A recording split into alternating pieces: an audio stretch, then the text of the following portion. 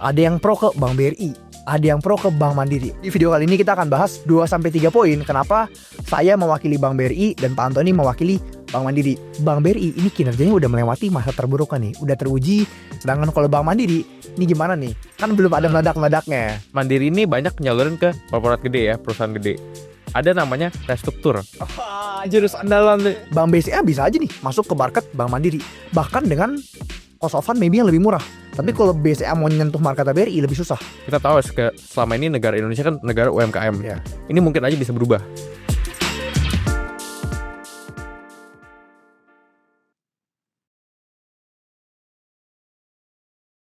Halo teman-teman, welcome to chatting. Nah, di video chatting kali ini sama Pak Antoni Jauh kita buat konsep yang agak beda nih. Kita ingin compare emiten, kita ingin banding-bandingin suatu saham.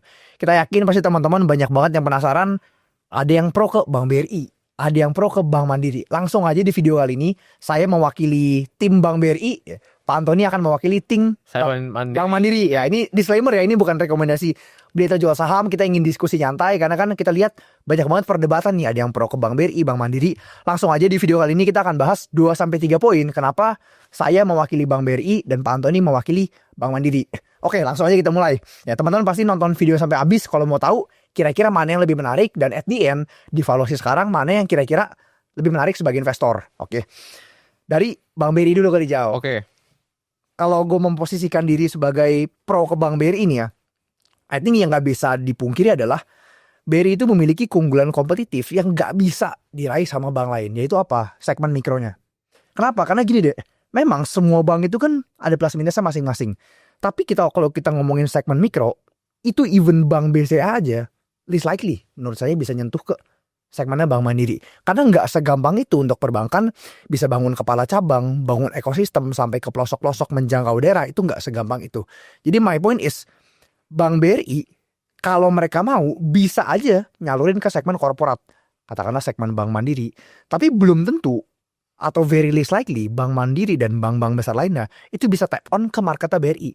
Ya, jadi dari sisi market kekuatan keunggulan kompetitif, I would say Bank BRI itu di atas dengan bank lainnya. Ya tentu ini diimbangi juga dengan tingkat gagal bayar segala macam karena lebih beresiko. Tapi my point is poin nomor 1, dari sisi keunggulan kompetitif dia lebih kuat dan lebih nggak gampang disentuh. Itu poin pertama yang menurut saya kenapa Bank BRI itu adalah salah satu bank yang paling menarik di Indonesia. Simpelnya karena itu. Oke, berarti gue coba counter dulu nih ya. Coba boleh. Jadi ceritanya saya ini kan pro Mandiri. Ceritanya. Oke, kalau lu bilang Bank BRI ini unggul di segmen mikro, ya nggak banyak bank memang bisa main di segmen mikro. Kita nyalurin yang mungkin tiket size-nya lebih kecil, ya. Gue sekarang mau belain Bank Mandiri, ya. Oke, Bank BRI nyalurin ke mikro, tapi Bank Mandiri ini kita nyalurinnya ke korporasi gede. Kita ngomongin korporasi yang size-nya udah triliunan bahkan puluhan triliun, ya. Dengan size yang lebih gede, otomatis ini secara logik dasar ya, bisnis semakin besar tentu lebih solid, kinerja lebih bagus, ya, pasarnya udah lebih mateng, ya, manajemennya juga pasti lebih jago dibandingkan yang mungkin yang skalanya lebih kecil. Kita ngomong UMKM gitu misalnya.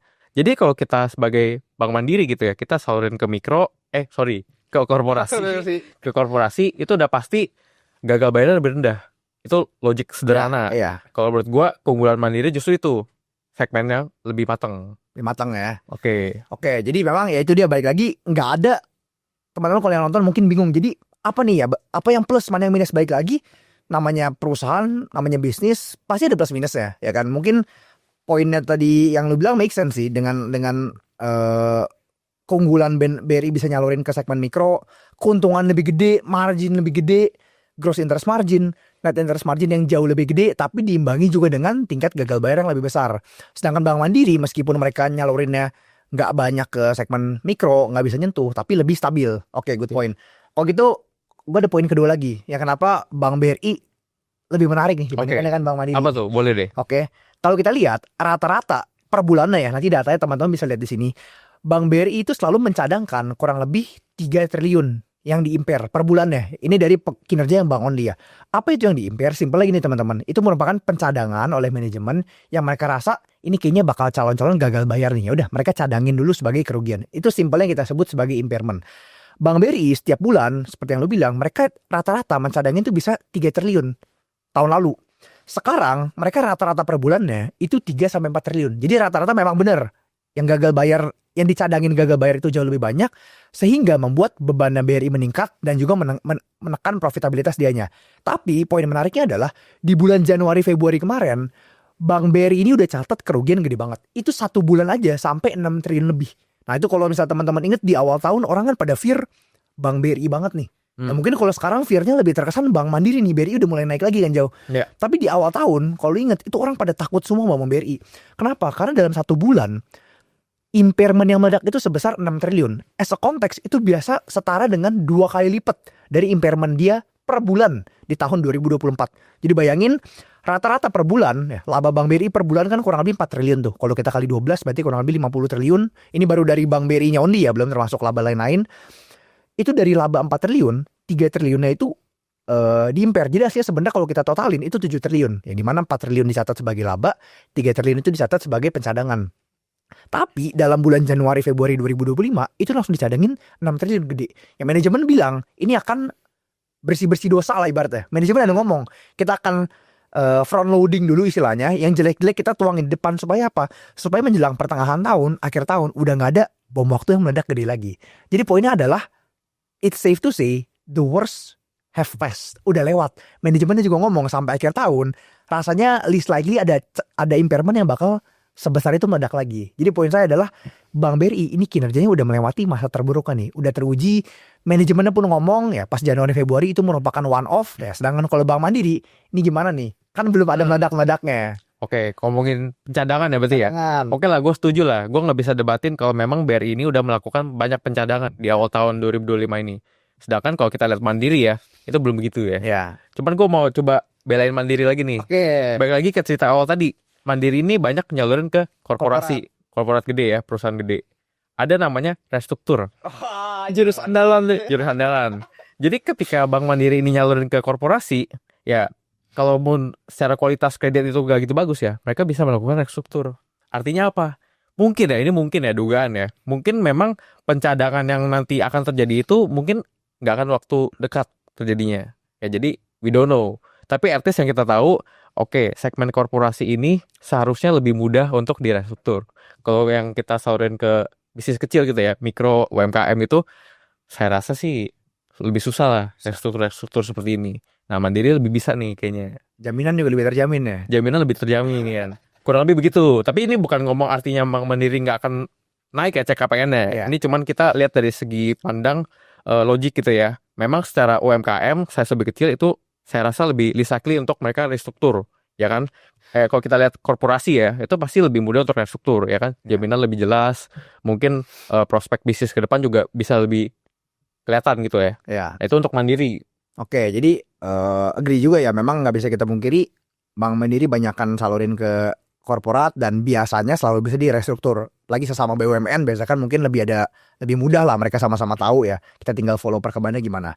Oke, dan terakhir coba saya mau bahas juga dari sisi mungkin prospek. Ya, tadi kita udah bahas dari masa lalu hingga masa kini ya kira-kira seperti apa. Nah dari Bank BRI ini sendiri ya, I think salah satu prospek yang menarik adalah sekarang pemerintah itu kan mulai banyak fokus ke UMKM. Ya mungkin kalau tahun lalu itu politik lagi nggak stabil segala macam ya kan, orang lagi pada delay. Sekarang dari segmen UMKM kalau saya lihat dari sekeliling itu pelan-pelan udah mulai ada dapat angin segar lagi. Ya contohnya apa? Contoh dari dana 200 triliun itu dipaksa puterin lagi oleh Menteri Keuangan. Kemudian beberapa pajak ada yang mau di stopin ya, ada pajak pariwisata kalau saya nggak salah ingat itu ada mau di pause juga ya, nggak jadi naikin segala macam. Tentunya ini akan mendorong UMKM untuk menjadi kreatif lagi, untuk melakukan ekspansi lagi. Jadi my point is dengan kondisi tingkat gagal bayar yang udah lewat, ke depannya prospeknya makin bagus ya kan. I think di tahun 2026 Bank BRI itu udah bisa mencerminkan kinerja yang lebih baik lagi daripada tahun sebelumnya. Itu dari sisi Bank BRI. Kalau dari Bank Mandiri gimana? Oke, gue mau coba cerita satu poin yang mungkin nggak banyak dibahas ya. Ini kita bicara tentang money supply dan dana pihak ketiga di industri. Ya, untuk lengkapnya tentu kita udah bahas di Thinkcase ya. Waktu itu saya ada bahas di Thinkcase BRI itu gimana kira-kira kondisi money supply dan dana pihak ketiga di Indonesia gitu ya. Simpelnya ketika waktu itu gue coba cek ya, kita tarik panjang mungkin belasan tahun terakhir, itu ada perubahan tren nih. Ya, jadi dana pihak ketiga di industri, buat teman-teman nggak tahu, itu ada 3 ya, sederhananya. Rekening tabungan, rekening giro, sama rekening deposito. Ya, dari dulu itu, ada perubahan di mana sekarang itu banyak berubah nih, dengan tadinya banyakkan rekening tabungan, itu di Indonesia nih mulai banyak rekening giro. Artinya dana ini pindah yang tadinya mungkin di retail gitu ya, yang perorangan, tabungan ini kan lebih kecil secara size. Ini mulai pindah ke rekening giro ya. Teman-teman tahu nih rekening giro itu rekening untuk apa? Untuk bisnis. Biasanya untuk buka rekening giro kita butuh dana yang lebih gede, ya kan? Banyak bisnis UMKM aja masih banyak pakai tabungan ya, kita lihat ya. Nah, ini mulai terjadi perubahan nih. Nah, bagaimana jika Indonesia ini nanti ke depannya berubah? Jadi banyak perubahan dari yang tadinya dana di tabungan pindah ke giro. Artinya uang ini banyak berkumpul di korporasi gede, bisnis-bisnis gede. Dan I think ya, dengan adanya tren seperti ini, kalau memang ini terus terjadi, kita ngomong belasan tahun ke depan, ini mungkin Indonesia berubah nih, yang mungkin tadinya fokusnya ke UMKM ya. Kita tahu selama ini negara Indonesia kan negara UMKM. Yeah. Ini mungkin aja bisa berubah. We don't know. Jadi negara yang lebih maju ya kan, orang-orang banyak lebih fokusnya ke korporasi gede. Bisa aja terjadi. Ya. Nah, itu menurut gua. Oke, dari sini aja teman-teman udah dapat gambaran ya. Ada beberapa poin bagi kami kenapa Bank BRI menarik, kenapa Bank Mandiri menarik sesuai dengan keunggulannya masing-masing. Tapi balik lagi sebagai investor, kita kan mau membeli perusahaan bagus di harga yang murah. Ya, sometimes perusahaan bagus aja itu nggak cukup. Dan nggak bisa kita pungkiri, I think we can all agree sekarang tuh kedua valuasinya nggak ada yang bilang mahal jauh. Ya, tinggal murah atau murahan mana. Kalau kita lihat sekarang, Bank BRI itu diperdagangin kurang lebih di PE 11. PE 11. PE 11 dengan laba saat ini ya. Kalau price to book kurang lebih sekitar 1,8 sampai 1,9 kali. Bank Mandiri valuasi berapa sekarang jauh? Kalau tadi gue cek itu kurang lebih PE di 8. PE 8, PBV mungkin 1,5. 1,5 kali ya. Oke. To sum up ya. Bank BRI itu memang I think kita sama-sama setuju moodnya lebih kuat lah. Mood lebih kuat ya kan. Market lain nggak bisa tap on. Kalau Bank Mandiri, bank-bank lain juga bisa tap on. Bank BCA bisa aja nih masuk ke market Bank Mandiri. Bahkan dengan cost of fund maybe yang lebih murah. Dengan tingkat bunga yang lebih murah. Bisa aja. Tapi kalau BCA mau nyentuh market BRI lebih susah. Jadi we can all agree I think secara kualitas Bank BRI itu lebih bagus. Tapi ya balik lagi valuasinya sekarang lebih premium. Ya, PE 11, Bank Mandiri cuman PE 8. Price to book PE 8, Bank Mandiri cuman PB 1,5. Ya, tinggal kita follow ke depannya seperti apa. Dan untuk Mandiri juga ada keunggulannya, yaitu apa? Mereka bisa melakukan refinance. Refinance, semoga harapannya mungkin orang atau perusahaan-perusahaan yang gagal bayar bisa dikelola dengan lebih baik, bisa melakukan cicilan. Dan jangan lupa ya untuk teman-teman yang tertarik dengan Bank BRI, terus di follow perkembangan UMKM seperti apa. Tanya aja orang-orang sekeliling, mereka udah mulai recover atau belum ya. Penjualannya bagaimana, omsetnya gimana. Karena cepat atau lambat, kinerja UMKM ini akan menopang kinerja dari Bank BRI. Ya meskipun Bank BRI juga dinyalurin ke segmen korporat, tapi porsi itu jauh lebih kecil. Mereka memang banyak ditopang dari segmen UMKM. Dan inilah kita sebagai investor yang sedang melirik Bank BRI atau memiliki saham Bank BRI, harus kita tetap follow terus perkembangannya. Jangan hanya kita beli terus kita tinggalin. Ya sebagai investor yang bijaksana, ini mau musim laporan keuangan ya. Sebelum laporan keuangan kuartal 3 keluar ya kita bisa lihat laporan bulanan dulu. Nanti kita coba cicilin datanya di sini supaya kita bisa mendapatkan kira-kira laporan kuartal 3 seperti apa dan kuartal 4 seperti apa. Itu kalau PR untuk teman-teman yang sedang melirik Bank BRI. Bank BRI, oke. Kalau Mandiri PR-nya apa nih? Ya kalau tadi BRI kita kan udah tahu, BRI banyak fokus di mikro, oleh sebab itu ya kita perlu banyak follow kira-kira segmen mikro ini bagaimana. Kalau Mandiri mungkin PR buat teman-teman ini lebih ke lihat restrukturnya gimana. Ya kan, kita tahu Bank Mandiri ini memang belum banyak mencadangkan atas kredit buruknya, NPL-nya. Nah, ini apakah akan naik ke depan, apakah akan seperti ini terus, ya itu perlu kita follow. Ya, restrukturnya kira-kira berjalan atau enggak. Ya, berapa banyak kredit yang kira-kira yang tadinya lancar, berubah jadi nggak lancar. Itu perlu di-follow untuk teman-teman yang ngikutin Bank Mandiri. Ya. Sama follow juga jangan lupa dividennya. Tahun depan gimana? Kemarin tahun lalu sempat ada lonjakan signifikan tuh kan. Jangan lupa tetap pasti melonjak atau kembali ke normal. Kalau Bank BRI udah stabil loh, poin terakhir aja. Bank BRI udah lebih stabil nih dividennya. Oke, so I think that's it teman-teman. Coba teman-teman tulis di kolom komen siapa yang lebih pro ke Bank BRI, siapa yang lebih pro ke Bank Mandiri, atau jangan-jangan ada bank lain lagi nih. Coba teman-teman tulis di kolom komen kira-kira saham apa lagi yang mau kita bandingin. Semoga video ini bisa membantu. Dan kalau memang teman-teman ingin pelajari investasi lebih dalam, teman-teman boleh coba klik link di bio kita. Karena Ting itu bakal adain program terakhir di tahun 2025 semacam 1 month membership package Ting. Jadi teman-teman kalau penasaran gimana rasanya jadi member Ting, tapi komitmen setahun rasanya kebanyakan, cobain aja 30 investment program. Teman-teman bakal dapetin benefit khusus ya. Join ke workshop, ada study case, ada investment ideas, ada private group juga untuk discussion ya selama 1 bulan yang dibimbing langsung oleh beberapa senior analyst Ting. Thank you teman-teman, and I'll see you in the next chatting.